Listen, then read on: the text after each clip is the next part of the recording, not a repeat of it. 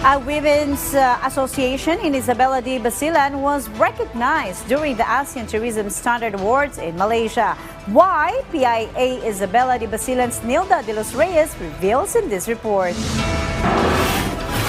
The Marang-Marang Women's Association in Isabela City de Basilan has achieved significant recognition by winning the 2025 ASEAN Community-Based Tourism Award, which was awarded during the ASEAN Tourism Standard Awards recently in Johor Bahru, Malaysia. The award underscores the association's vital role in promoting sustainable and community-driven tourism, not only in the Philippines but in the entire ASEAN region. Mayor Siti Jalyatura Binhataman accepted the award, emphasizing the Marang-Marang Women's Association's commitment to local women and enhancing the region's tourism landscape. The Marang-Marang Women's Association, as one of the Isabela City Tourism's focus to promote its growth and development, Claudio Ramos, City Tourism Officer, is grateful to the supports of all stakeholders and partners, especially the supports of the Department of Tourism. We are very proud and so happy that Marang-Marang Women's Association of the Happy City of Isabela de Basilan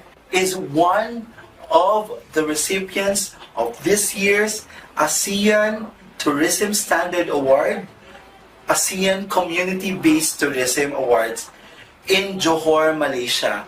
We are very grateful to all our stakeholders and partners who have seen the growth and development of Marang-Marang Women's Association as safeguard of our Marang-Marang Mangrove Sanctuary in Malamawi Island.